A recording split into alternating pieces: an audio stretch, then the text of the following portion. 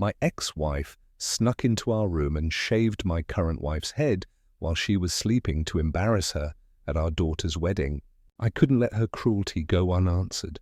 What I did next caused her to flee the ceremony in tears. Before we continue, please subscribe to the channel and let us know where you are listening in the comments. The phone shrieked across the kitchen like an accusation, cutting through the peaceful evening air that drifted through my open window.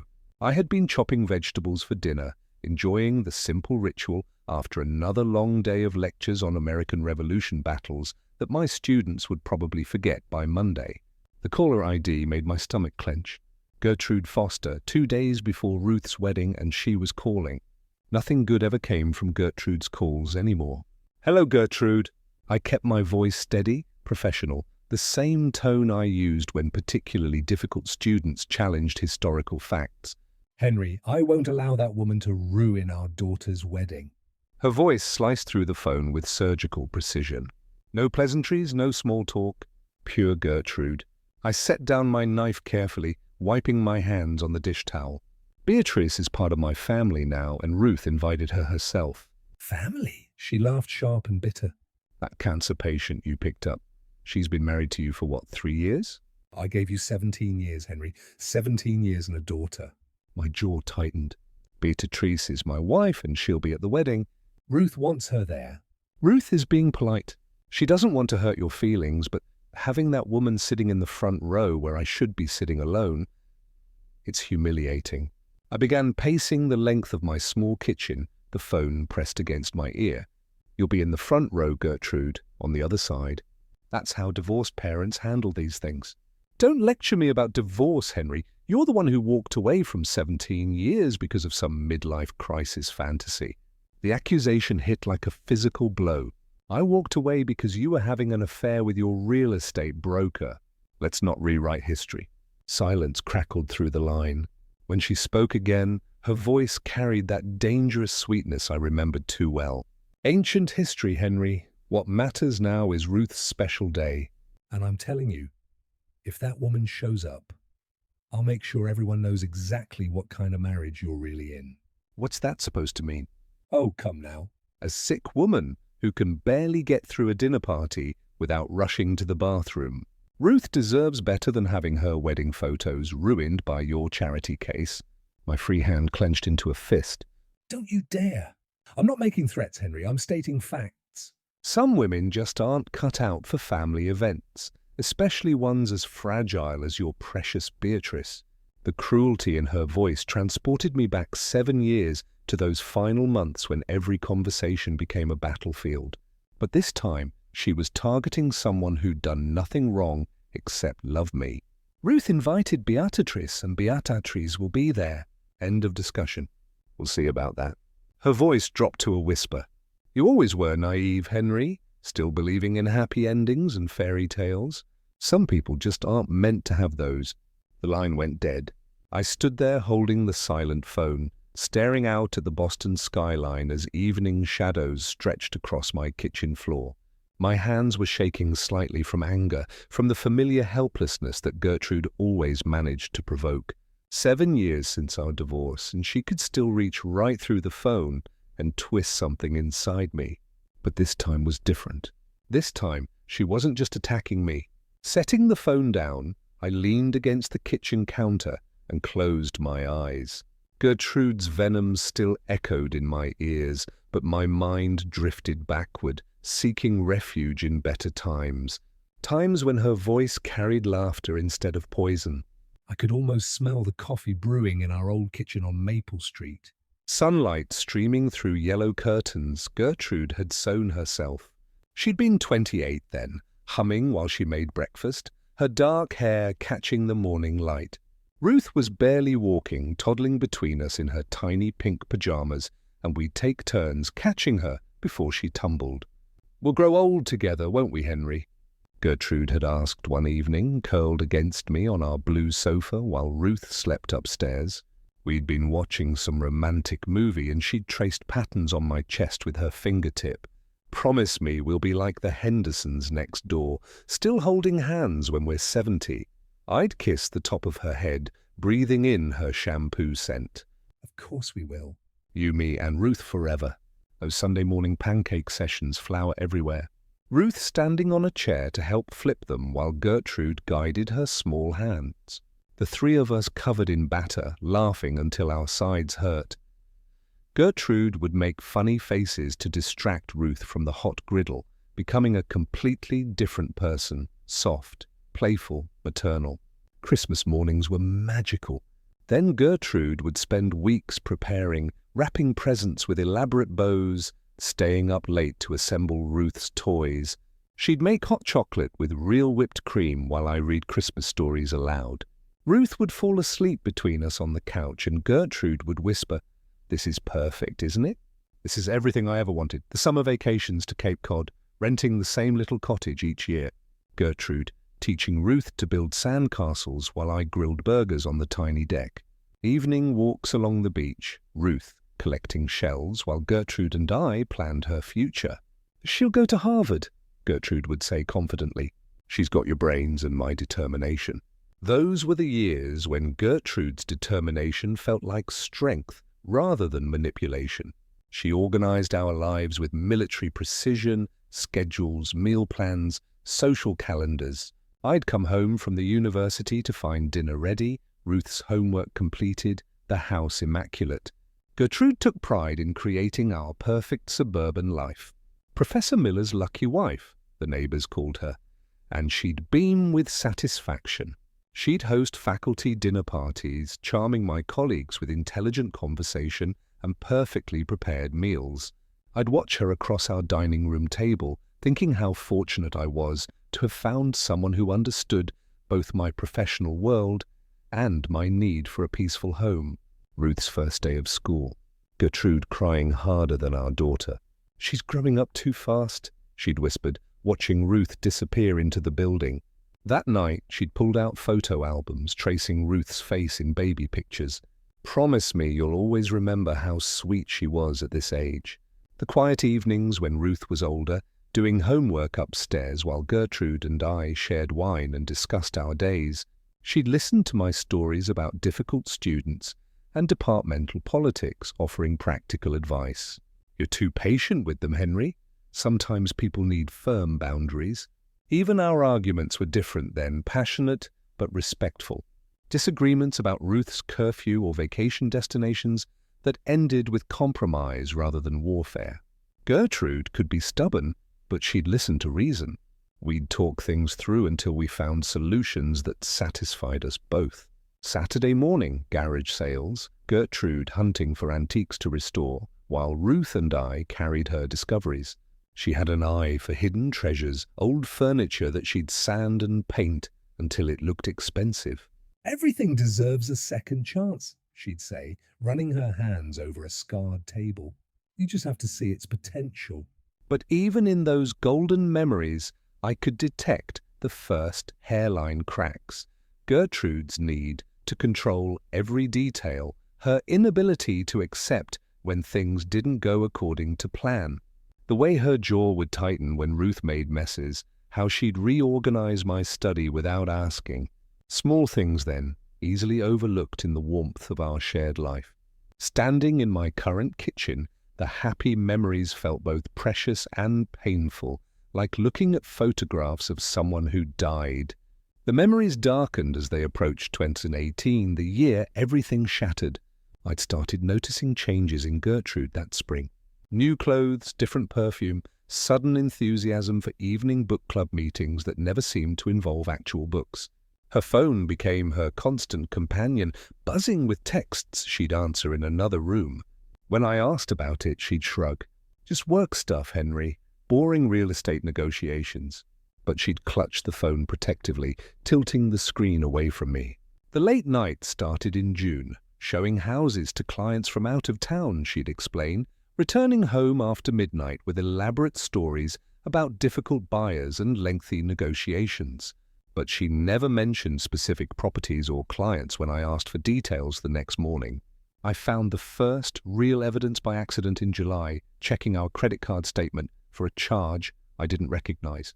Dinner for two at Charles Laurent, an expensive French restaurant downtown, on a Tuesday night, when she'd claimed to be showing a condo in Cambridge. My hand shook as I stared at the receipt. 2:30 for dinner. Gertrude always complained that Charles Laurent was overpriced, insisting we stick to casual places when we ate out. But apparently, she'd found someone worth the expense. The trail became easier to follow once I knew what to look for. Hotel charges on days she'd claimed to be at real estate conferences. Purchases at Victoria's Secret when she hadn't bought me anything intimate in months. Wine tastings, theatre tickets, weekend getaways, All for 2 people, none with me. Confronting her felt like stepping off a cliff. I waited until Ruth was safely back at college, then spread the credit card statements across our dining room table like evidence in a court case. "How long has this been going on, Gertrude?" She stood in the doorway, still in her navy real estate blazer, scanning the papers with calculating eyes. For a moment I thought she might deny everything. Then her shoulders straightened, and I saw the defiance I'd learned to fear. "You never understood me, Henry." She moved to the table, gathering the statements into a neat pile. 20 years of being Professor Miller's perfect wife, organizing your life, entertaining your boring colleagues, pretending I didn't want more. More what? We had everything. A good life, a beautiful daughter, financial security. We had your version of everything. She turned to face me, her expression cold. Your quiet dinners, your academic friends, your predictable routines. Do you know what it's like to feel invisible in your own marriage? The accusation hit like a physical blow. Invisible. I included you in everything. You included your wife in everything. The role you needed me to play. But when did you last ask what I actually wanted? When did my dreams matter? Your dreams? What dreams, Gertrude? You never mentioned being unhappy. She laughed bitterly. Would you have listened? Really listened? Or would you have explained it away with one of your reasonable professor speeches? We stood facing each other across the table that had hosted so many family dinners, so many happy conversations. Now it felt like a battlefield scattered with evidence of her betrayal. Who is he? I asked quietly. Someone who sees me. Someone who makes me feel alive again instead of just useful. The divorce proceedings stretched through that autumn like a slow-motion car crash. Ruth flew home from college, devastated, trying desperately to mediate between us. Can't you work it out? Go to counseling? Think about our family. But Gertrude had already moved out, taking half our furniture and most of our shared memories. She'd found an apartment closer to downtown, closer to her new life. When I drove Ruth there for visits, I'd sit in the car, staring at the modern building, wondering how 17 years could dissolve so completely. The final papers were signed on a grey December morning in my lawyer's office. Gertrude wore a red dress I'd never seen before, her hair styled differently. She looked younger, happier, completely transformed from the woman who'd once promised to grow old with me. This is for the best, Henry, she said as we left the courthouse. We both deserved to be happy. But happiness, I discovered, wasn't something you deserved. It was something you built carefully day by day with someone who wanted to build it with you. Now standing in my kitchen 7 years later, I understood why Gertrude's voice carried such venom. She'd gotten her freedom, her excitement, her new life. But Ruth's wedding was forcing her to confront the family she'd destroyed, to sit across from the woman who'd helped me rebuild what she'd torn down. Beatrice hadn't stolen me from Gertrude. Gertrude had thrown me away. The drive to Ruth's suburban house took exactly 1 hour. Beatrix sitting quietly beside me as we navigated the familiar route through Massachusetts countryside. She'd spent the morning arranging flowers for tomorrow's ceremony, her gentle hands creating beauty despite Gertrude's ugly threats still echoing in my mind. Are you sure you're ready for this? I asked as we pulled into Ruth's driveway, noting David and Lenny Wilson's blue sedan already parked under the maple tree. Beatrice adjusted her silk headscarf, a habit from her recovery days that she'd maintained for comfort. Ruth needs both her families together tonight. I won't let your ex-wife's bitterness ruin that. Ruth answered the door with forced brightness, her arms immediately encircling both of us. Perfect timing. Michael just finished setting up the guest room and the Wilsons are helping with dinner prep. Her eyes searched mine. Everything okay, Dad? Absolutely. I kissed her forehead, breathing in the familiar scent of her lavender shampoo. Tomorrow's going to be perfect.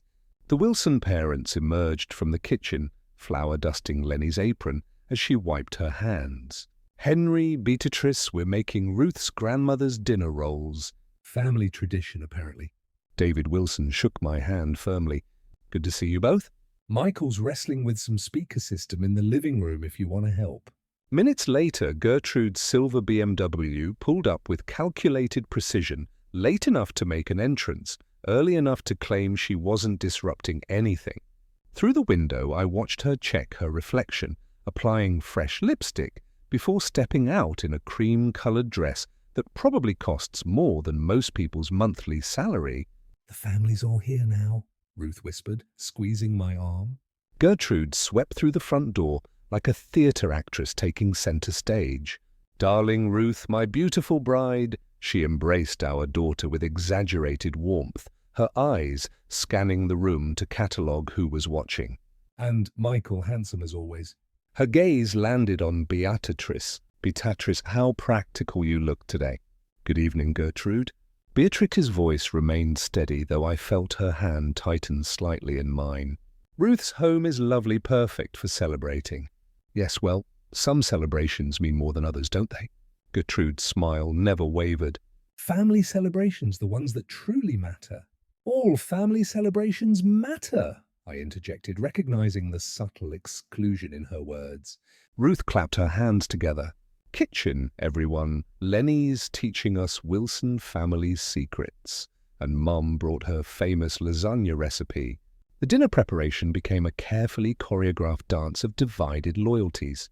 Gertrude positioned herself at the center island, directing operations with the authority of someone who'd once managed this type of gathering regularly. The Wilson parents worked quietly at the counter, exchanging meaningful glances when tensions flared.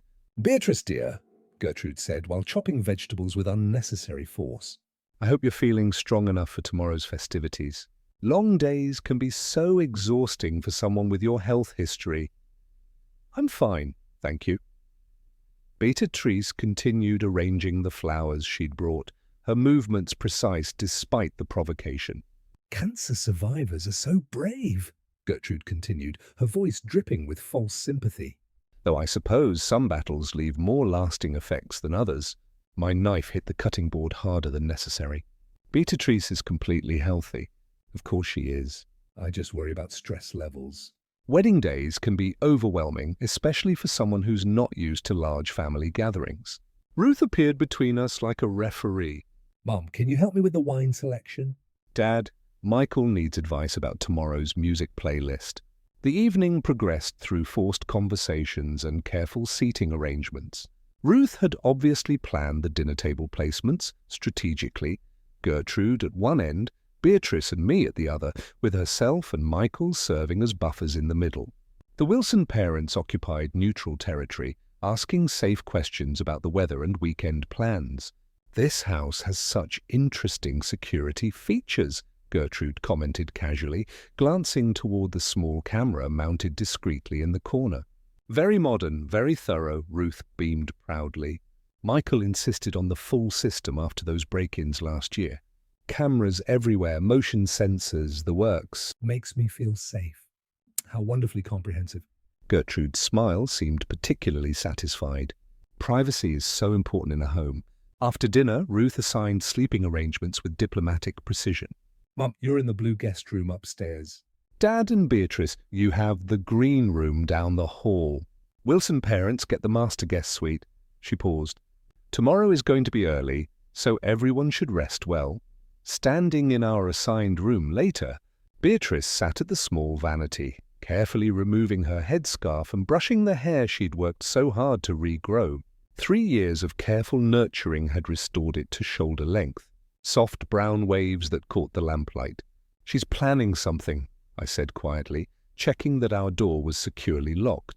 She's always planning something, Henry, but tomorrow is Ruth's day. Nothing else matters. I watched my wife prepare for sleep, her movements gentle and methodical.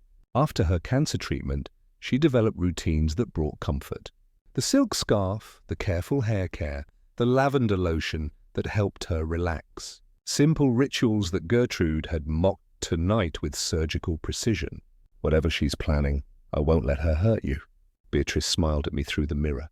She can't hurt me, Henry, not anymore. Love is stronger than whatever poison she carries. Outside our room, the house settled into quiet preparation for tomorrow's celebration. But sleep felt impossible knowing Gertrude was somewhere above us, plotting her next move in this war she declared against our happiness.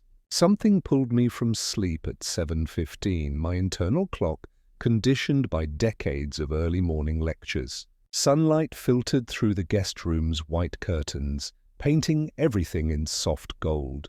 Wedding day had arrived. Beside me, Beatrice slept peacefully, her silk headscarf perfectly positioned despite the night's movement.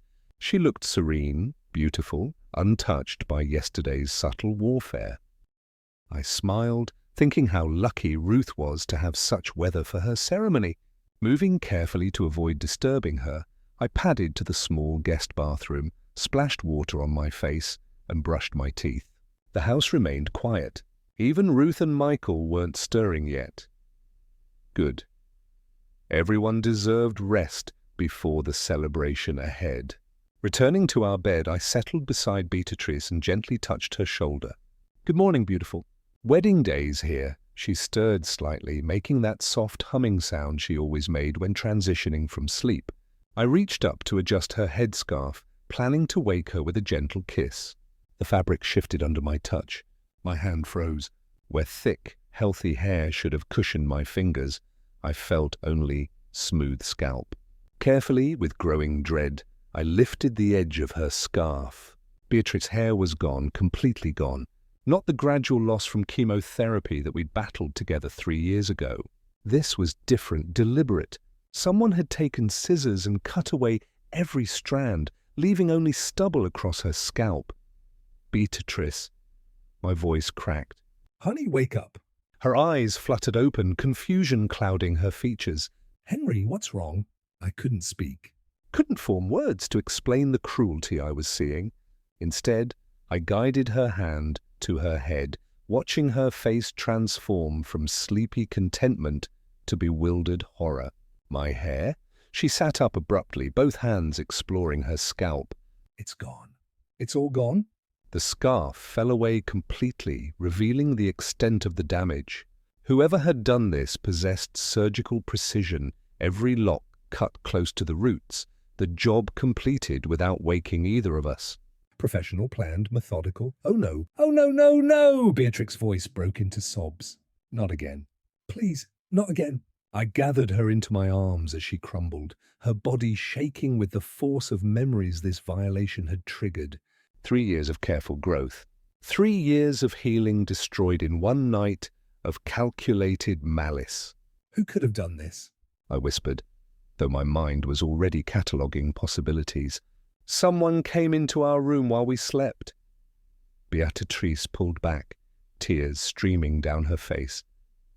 The cancer when I lost it all before. "I thought I was dying. I thought I'd never feel beautiful again." "You are beautiful. Hair doesn't change that. You don't understand." Her voice carried pain that cut deeper than any physical wound. When I was sick, I looked in the mirror and saw death looking back. It took years to see myself as alive again, as whole. And now I began examining our room systematically, looking for evidence of entry. The door remained locked from the inside. The window was latched securely. No signs of forced entry anywhere. Someone had a key, I concluded grimly. Someone with access to this house. "Please don't make this bigger than it needs to be." Beatrice wrapped the scarf around her head again, trying to restore some dignity. It's Ruth's wedding day. "I won't let this ruin her happiness. This isn't an accident, Beatrice." This was deliberate. My mind raced through logical possibilities. Michael and Ruth wouldn't harm Beatrice. The Wilson parents had no motive. That left only one person with both access and incentive. The scissors. I searched the small room, checking drawers and surfaces. Whoever did this took the scissors with them. Beatrice stood shakily, moving to the mirror above the dresser. Her reflection revealed the full scope of the destruction. Years of careful growth eliminated in one night of pure spite. She warned me. I said quietly. On the phone Friday night, Gertrude said you were too fragile for family events. You don't know it was her? Who else? My anger built with each passing second. Who else benefits from humiliating you on Ruth's wedding day? Even if it was her, what's confronting her going to accomplish? She'll deny it. Ruth will be devastated. The wedding will be ruined. But I was already moving toward the door, fury overriding all other considerations. Someone had violated our sanctuary, attacked my wife in the cruelest way possible, and I wasn't going to let them escape consequences. Henry, please. Beatrix caught my arm. Think about Ruth. Think about what matters most. What matters most is protecting my family. All of my family. The sound of movement from the kitchen below indicated others were waking. Perfect. Time for answers. I found Gertrude in the kitchen standing at the coffee maker with her back to the doorway. She wore a pale blue robe and matching slippers, her hair perfectly styled despite the early hour. Too perfectly styled for someone who'd supposedly just awakened. "Good morning, Henry." She didn't turn around, focusing intently on measuring coffee grounds. "You're up early for a wedding day. You did this, Gertrude." My voice carried across the kitchen like an accusation. She turned slowly, her expression shifting from casual morning pleasantness to carefully constructed surprise. I beg your pardon. Did what? Beatrice appeared behind me, still clutching her headscarf, trying to pull me back from the confrontation I was determined to have. Someone cut Beatrix's hair while she slept. Cut it all off. I stepped further into the kitchen, forcing Gertrude to face the consequences of her cruelty. "You're the only one who benefits from humiliating her." Cut her hair? Gertrude's eyes widened with practice shock. That's terrible. Who would do such a thing? Stop pretending, Gertrude. You threatened her on Friday night. You said she was too fragile for family events. I said no such thing. She moved to pour coffee, her hands steady despite my accusations. "I've been nothing but gracious to that woman since she entered our family." Our family? The words exploded from me. "You destroyed our family 7 years ago." Footsteps thundered down the stairs as Ruth and Michael appeared, both in pajamas, their faces creased with sleep and growing alarm. What's happening? Ruth demanded, scanning the scene. Dad, why are you shouting? Someone cut Beatrix's hair off during the night, I explained, watching Ruth's expression shift from confusion to horror. Cut it all off while she slept. "Oh my goodness!" Ruth rushed to Beatrice, gently touching her covered head. "Who would do something so awful?" "Your mother," I said flatly. "Henry Miller." Gertrude slammed her coffee mug onto the counter. How dare you accuse me of something so ridiculous? I've been in my room all night.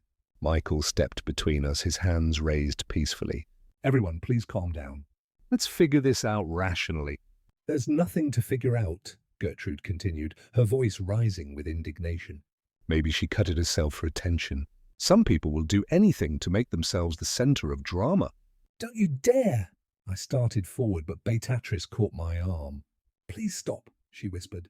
This is exactly what she wants. The Wilson parents appeared in the doorway, drawn by the raised voices. Lenny wrapped her robe tighter, her face creased with concern, while David assessed the situation with careful eyes. "What if it was an intruder?" Gertrude suggested, warming to her performance. Someone who broke in during the night. "This neighborhood has had problems before." "The house was locked," Michael said quietly. Security system armed. "No one came in from outside."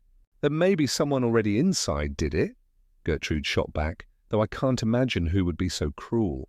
Ruth sank into a kitchen chair, her wedding day joy crumbling around her. Today was supposed to be perfect. How can this be happening? "Because your mother can't stand seeing me happy," I said, my voice deadly quiet. "Because she'd rather destroy a family than admit she made mistakes."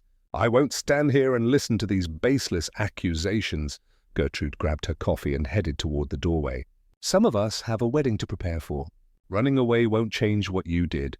She paused at the threshold, turning back with a smile that made my blood freeze. "Henry, dear, you always were prone to paranoid fantasies. Perhaps you should consider whether your wife's condition might be affecting your judgment." The cruelty of that final shot left everyone speechless.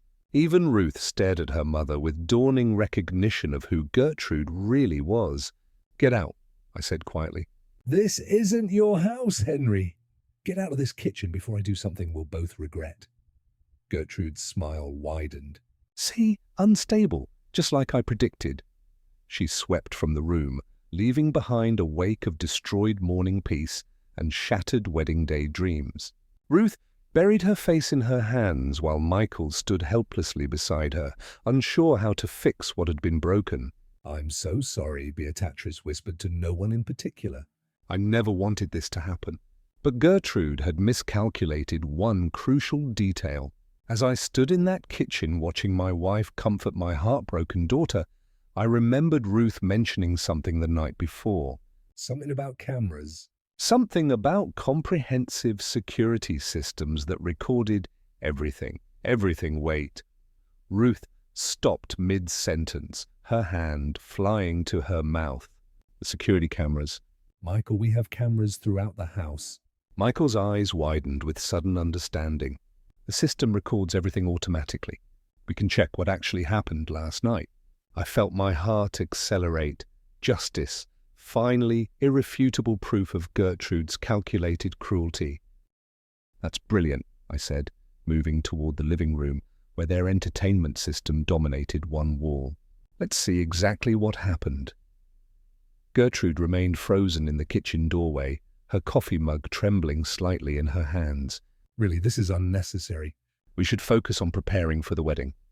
"The wedding?" Ruth's voice cracked with emotion. "Mum, someone attacked Beatrice in our house, in our guest room." "We need to know who." Michael was already at the smart TV pulling up the security system interface. "The cameras save everything to cloud storage. We can access any time period from the last 30 days. "This is ridiculous," Gertrude protested, but she'd lost the commanding tone from earlier. Surely everyone doesn't need to crowd around watching. "Yes, everyone does," I interrupted firmly. Everyone needs to see the truth. The Wilson parents appeared tentatively, drawn by the commotion. Lenny wrapped her robe tighter while David assessed the situation with careful, intelligent eyes. "What's happening now?" Lenny asked softly.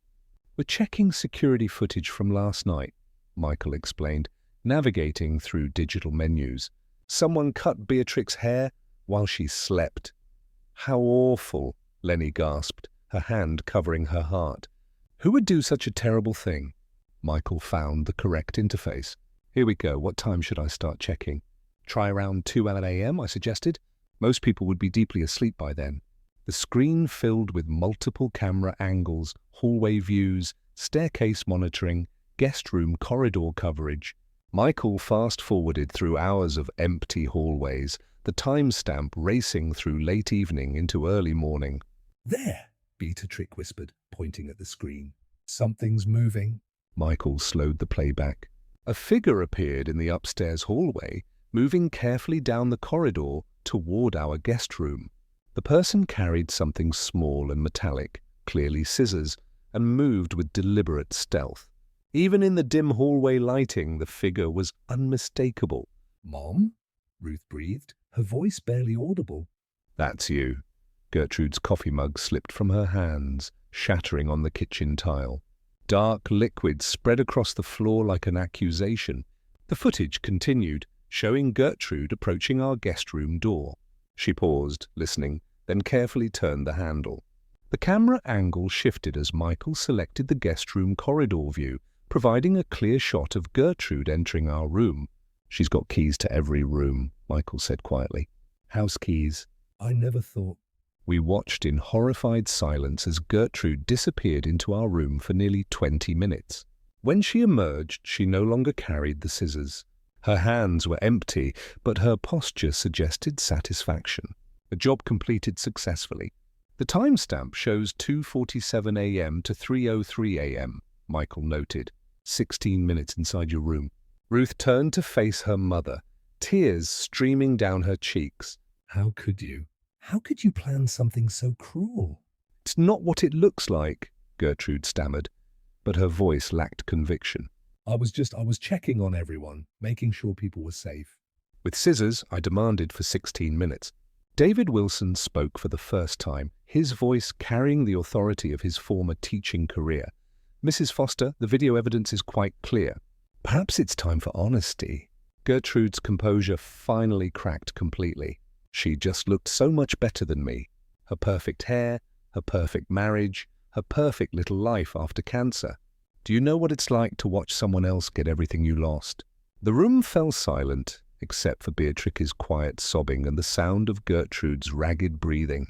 "So you decided to make her look like a cancer patient again," I said, my voice deadly quiet. "You decided to take away the hair she'd grown back after fighting for her life." "I barely cut anything," Gertrude protested weakly. "Her hair will grow back." "It's not permanent damage." "Not permanent." Beatrice looked up through her tears. "Do you have any idea what growing that hair back meant to me?" "What it symbolized." Ruth sank into a chair, covering her face with her hands. "My wedding day?" "You ruined my wedding day." "I didn't ruin anything." "You're all making this bigger than it needs to be." But even Gertrude seemed to realize how hollow her protest sounded. The evidence was undeniable. Clear HD footage of premeditated cruelty documented from multiple angles with precise timestamps. "I think David Wilson said carefully that everyone needs some time to process this situation." Michael paused the video system, the final image frozen on Gertrude's satisfied exit from our guest room. The silence stretched uncomfortably until Ruth finally spoke. "I want you to leave, Mom. Leave our house and don't come back until you can apologize properly." "Ruth, honey, it's your wedding day." "Exactly. It's my wedding day, and I refuse to celebrate, surrounded by someone capable of such calculated cruelty." Gertrude looked around the room, seeking support that clearly wasn't coming. Even Lenny Wilson, naturally diplomatic and kind, couldn't meet her eyes. "Fine," Gertrude said finally, straightening her shoulders in a gesture I recognized from our marriage. "If that's how you all want to be." She swept from the room with as much dignity as someone caught red-handed could muster, leaving behind the shattered coffee mug and the undeniable truth of what she'd done. An hour later, Beatrice and I sat in my car, pulling away from Ruth's house in heavy silence. The morning's revelations weighed between us like a third passenger, unwelcome but impossible to ignore. "She needs space to prepare," I explained, though Beatrice hadn't questioned our early departure. "And honestly, I need space to think." Beatrice adjusted her headscarf in the passenger seat mirror, her movements careful and deliberate. "Promise me you'll let this go, Henry." The request hit me like a physical blow. "Let it go after what we just saw." "Promise me." Her voice carried a desperate edge I hadn't heard since her cancer diagnosis. "I can't bear the thought of more conflict today." Ruth's wedding should be about joy, not revenge. I navigated onto the highway. Spring sunshine streaming through our windows in stark contrast to the darkness I felt building inside. Beautiful day for a wedding. Beautiful day for justice, too. Some actions have consequences, Beatrice. Real consequences, and some battles aren't worth fighting. She turned to face me, her eyes reflecting pain that went beyond this morning's violation. "After everything I've been through, after fighting cancer and winning, I've learned what really matters. This isn't it. This isn't what someone deliberately attacking you, cutting off the hair you fought so hard to regrow. The hair will grow back," she said quietly, "but family damage might not heal. Ruth just banished her own mother from her wedding day." "Isn't that enough?" I gripped the steering wheel tighter, my knuckles white against the black leather. "It's not enough. Not nearly enough." We drove in silence for several miles, passing familiar landmarks that marked our route back to Boston. The suburban houses gave way to urban density, but my mind remained focused on the video footage we'd witnessed. Gertrude's careful planning, her calculated timing, her satisfaction at completing her cruel task. "You don't understand," I said finally. "You're thinking about this as someone who's faced real mortality, real crisis. But I'm thinking about it as someone who failed to protect you, failed to protect me." "Henry, you couldn't have prevented this." I could have insisted we stay in a hotel. I could have recognized the threat she posed. I could have stopped. Beatrice reached across to touch my arm. "You're not responsible for her choices, but I am responsible for mine." Something in my tone made her hand tighten on my sleeve. What does that mean? I couldn't meet her eyes. It means I cannot forgive this kind of deliberate cruelty. I cannot pretend it didn't happen, and I cannot let her escape consequences. What kind of consequences? Instead of answering, I took the exit toward our neighborhood, my mind already working through possibilities. Gertrude had humiliated Beatrice publicly, deliberately on our daughter's wedding day. Justice demanded a proportional response. Promise me, Beatrice said again, her voice smaller now. Promise me you won't do anything to escalate this. I promise I won't do anything to hurt Ruth's wedding. That's not the same thing. No? It's not. We pulled into our driveway 30 minutes later, the conversation unresolved and tension crackling between us. Beatrice climbed out slowly, exhaustion evident in every movement. The morning's trauma had drained her completely. I'm going to rest before we need to get ready, she said, not meeting my eyes. Please don't do anything foolish while I sleep. I watched her walk toward our front door, shoulders slumped with defeat and exhaustion. She'd survived cancer, rebuilt her life, and learned to trust again. Gertrude had attacked all of that with surgical precision. Inside our house, I poured myself coffee and sat at my kitchen table, the same place where Gertrude's phone call had started this nightmare 2 days ago.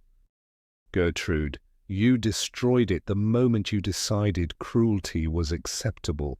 I'm simply ensuring everyone understands what kind of character we're dealing with in our family. I returned to my seat as shocked silence stretched across the ballroom. Conversations erupted at every table. Hushed, urgent exchanges as guests absorbed the revelation. Gertrude remained standing, isolated in a sea of judgmental stares. Henry, Beatrice whispered, her voice a mixture of horror and gratitude. You didn't have to. Yes, I did. I squeezed her hand gently. Justice demanded a public response to public cruelty. Ruth stared across the room at her mother with expressions cycling between betrayal, disgust, and profound disappointment. The fairy tale wedding had become something else entirely, a reckoning.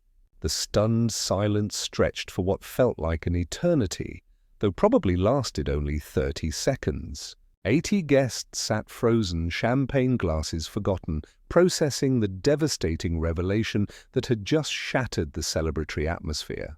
Then the whispers began. Did he just say she cut off a cancer patient's hair? The murmur came from a table of Ruth's college friends, their voices carrying in the too quiet ballroom while she was sleeping. Another voice, horrified and disbelieving.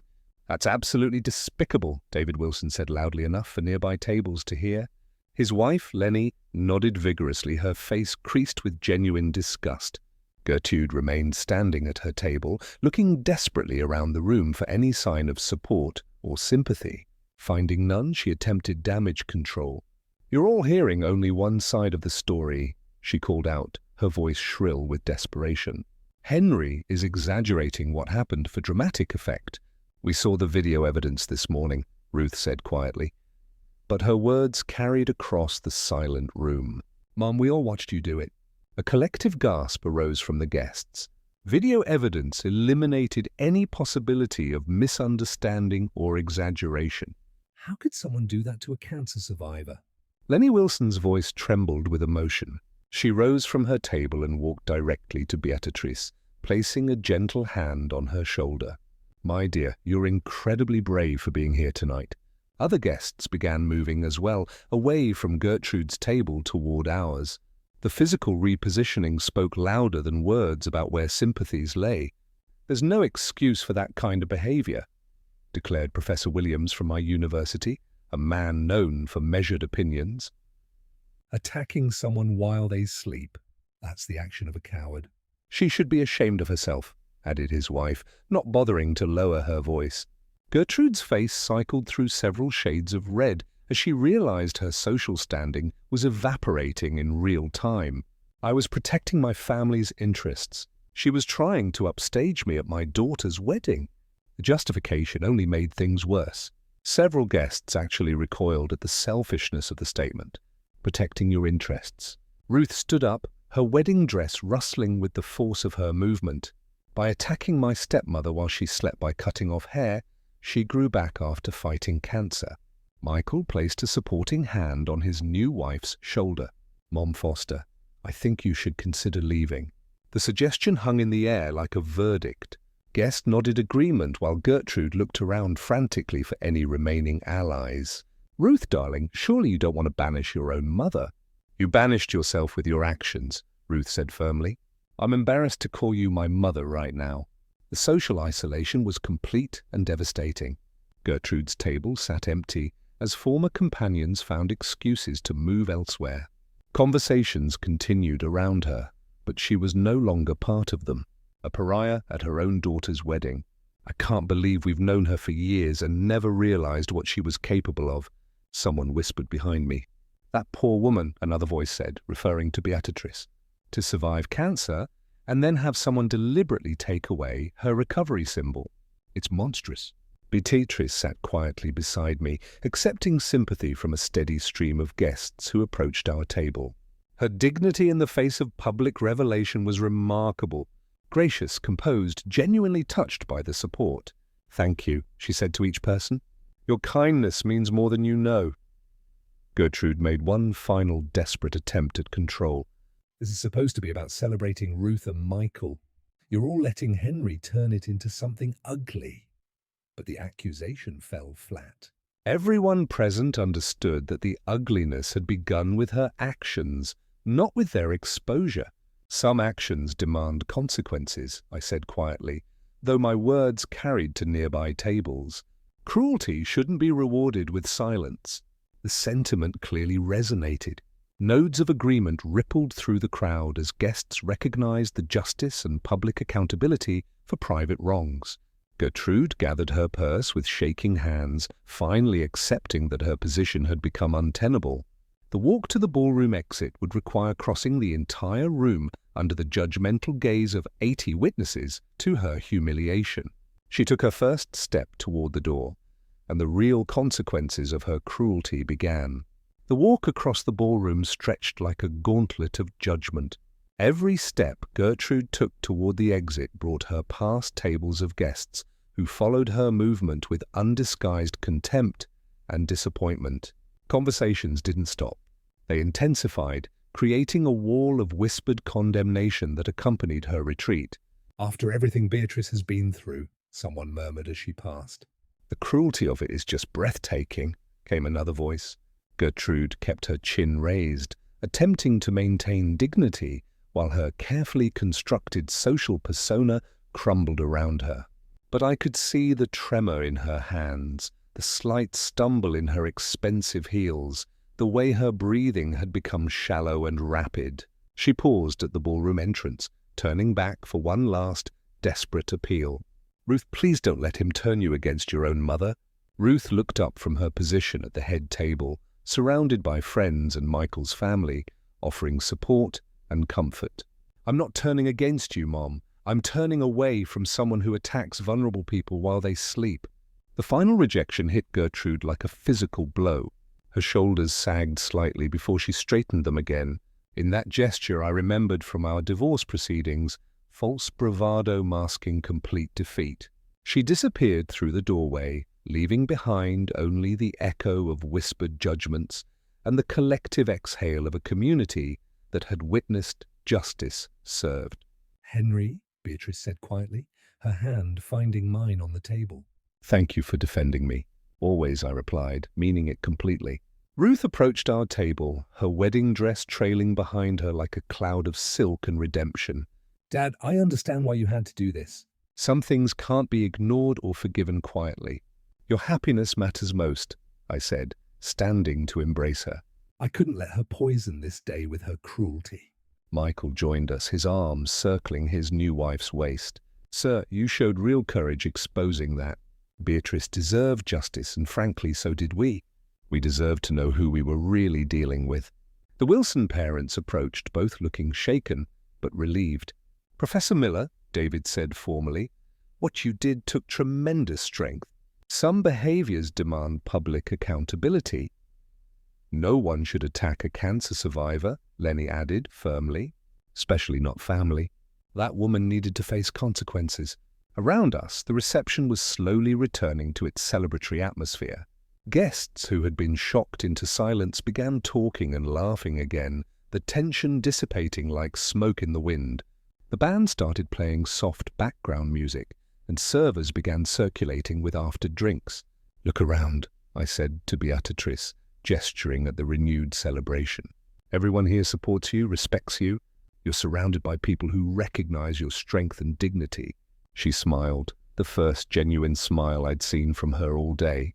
"I feel it. For the first time since this morning, I feel safe and valued." Ruth returned to her head table where Michael was already organizing the cutting of their wedding cake. The photographer captured moment after moment of joy and celebration images that would preserve this day's triumph over adversity. One of my university colleagues approached drink in hand. "Henry, that was brilliantly handled." "You gave that woman exactly what she deserved, public accountability for private cruelty." "Justice required a proportional response," I replied. "She wanted to humiliate Beatrice publicly, so public exposure seemed appropriate." Through the ballroom windows, I caught a glimpse of Gertrude's silver BMW pulling out of the parking lot, her tail lights disappearing into the evening darkness. She was leaving alone, socially defeated, her reputation in ruins. Exactly the consequences her actions deserve. "She'll think twice before attacking anyone else," Beatrice observed quietly. "She'll think twice before showing her face in this community again," I corrected. "Some bridges, once burned, can never be rebuilt." As the evening progressed, guest after guest approached our table with words of support, praise for my protective actions, and genuine affection for Beatrice. The community had spoken clearly about its values. Cruelty would not be tolerated, vulnerability would be protected, and justice would be served. Ruth and Michael's first dance began, a slow waltz that seemed to wash away the evening's earlier drama. They moved together with perfect synchronization, lost in each. Others' eyes, surrounded by the love and support of people who genuinely cared about their happiness. "Perfect ending," I murmured, watching my daughter find her fairy tale after all. Beatrice leaned against my shoulder, content and peaceful, for the first time in days. Justice served, family protected, and love triumphant. Yes, it's perfect. The celebration continued long into the evening, but the real victory had already been won. A clear demonstration that cruelty has consequences, that protecting the vulnerable is worth any social cost, and that sometimes public revelation is the only adequate response to private wrong. Gertrude had learned a lesson she'd never forget. Some actions demand public accountability, and some people refuse to be bullied into silence. The scales of justice, once tilted by her calculated cruelty, had been balanced again. If you like this story, please like this video, subscribe to the channel, and share your impressions of this story in the comments. To listen to the next story, click on the box on the left. Thank you for watching.